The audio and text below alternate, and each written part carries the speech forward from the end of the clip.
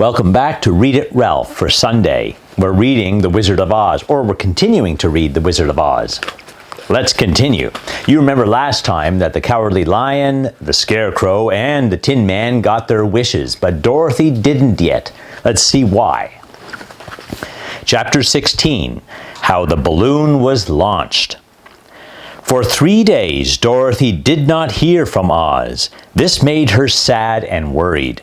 The Scarecrow was very happy with his new brain and told everyone about the wonderful thoughts he had. The Tin Man could feel his heart rattling around in his chest when he walked. He told Dorothy that in only a few days he had discovered how to be tender and kind. The Lion declared that he wasn't afraid anymore of anything on earth, and that he would gladly face an army of men or a dozen fierce beasts. Each one had their wish granted, except for Dorothy, who wanted more than ever to return to Kansas. After 4 days, Oz sent for Dorothy. When she entered the throne room, he said pleasantly, "Sit down, my dear. I think I have found a way to get you out of this country." "And back to Kansas?" she said. "Well, I'm not sure about Kansas, since I am not really sure where it is. But the first thing ought to do is to cross the desert, and then it should be easy to find your way home. And there is only one way to cross the desert. I have been thinking the matter over, and I believe I could make a balloon which would carry you over the desert." "How do you make a balloon?" asked Dorothy. "A balloon," said Oz, "is made of silk, which is coated with glue to keep the gas in it. There is plenty of silk in this city, and there is no gas, but there is no gas to fill the balloon, so that it will float." "If it won't float," said Dorothy, "it cannot help us cross the desert." "True," answered Oz, "but there is another way to make it float. We can fill it with hot air. Of course, hot air is not good as gas, for if the air should get cold, the balloon will come down in the desert, and we will be lost." "We?" said Dorothy. Are you going with me?"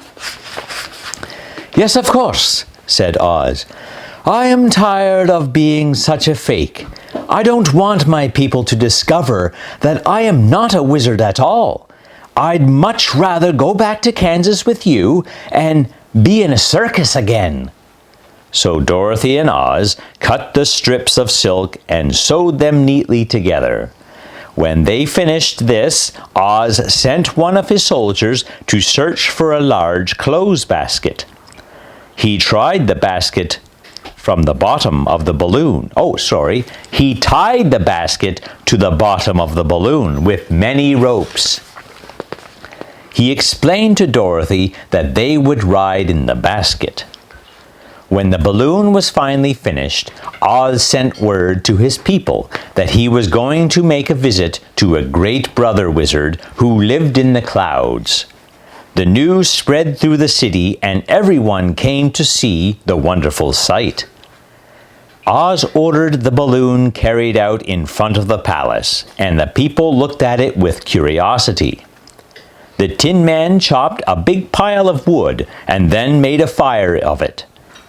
Oz held the bottom of the balloon over the fire so that the hot air rising from it would be caught inside. Soon the balloon swelled out and rose into the air, until finally the basket just touched the ground. Then Oz got into the basket and said to all the people, "I am going away for a while. During the time that I am gone, the Scarecrow will rule over you. I command you to obey him as you would obey me." By this time, the balloon was tugging at the rope and held it to the ground. Since the air inside was hot, it was much lighter in weight than the air outside the balloon. The balloon was beginning to rise into the sky. "Hurry up, Dorothy!" cried the wizard, "or the balloon will fly away." I can't find Toto anywhere," answered Dorothy. Toto had run into the crowd to bark at a kitten. When Dorothy finally found him, she picked him up and ran towards the balloon. She was only a few steps away, and Oz was holding out his hands to help her into the basket, when the ropes went crack, and the balloon rose into the air without her. "Come back!" shouted Dorothy, but it was too late. Oz was already riding in the basket, rising farther and farther into the sky. And that was the last any of them saw of Oz. No one ever knew if he reached Omaha safely, but everyone remembered him lovingly, and they were very sad to see him go. At first, Dorothy was very unhappy about missing her chance to return to Kansas. She cried a lot that first day. But when she thought it over, she was glad she did not go up in the balloon, although she also felt sorry about losing Oz. The Scarecrow was now the ruler of the Emerald City. Although he was not a wizard, the people were all proud of him. They bragged that there would not be another city in the world ruled by a stuffed man. The morning after the balloon went up, the four travelers met in the throne room to talk matters over. The Scarecrow sat in the big throne, and the others sat in soft chairs beside him. "We are all very lucky," he said, "for this palace and the Emerald City belong to us, and we can do as we please. When I remember that a short time ago that I was up on a pole in a farmer's cornfield, and that now I am a ruler of this beautiful city, I am quite happy that what has happened to me." The Tin Man and the Lion expressed their satisfaction with the rewards Oz had granted them, and they too said they were content. Only Dorothy was still unhappy. She told her friends that although she loved them all very much, she still wanted to return to her home in Kansas. The Scarecrow decided to think. He thought so hard that the pins and needles began to stick out of his brains. "Why not call the winged monkeys and ask them to carry you over the desert?" "I never thought of that," said Dorothy. "I'll go get the golden cap." When she brought the cap to the throne room, she spoke the magic words, and soon the band of monkeys flew in the open window and stood beside her. "This is the second time you have called us," said the Monkey King. "What is your wish?" "I want you to fly me to Kansas," said Dorothy. "That cannot be done," said the Monkey King. "We belong to this country alone, and we cannot leave it. There is never been a winged monkey in Kansas, and I suppose there never will be. We just do not belong there. We will be glad to serve you in any way we can, but we cannot cross the desert. Goodbye." The Monkey King bowed and then flew away through the window, followed by his band. Dorothy was almost ready to cry. She was so disappointed. "I have wasted the charm of the golden cap for nothing," she said, "for the winged monkeys cannot help me."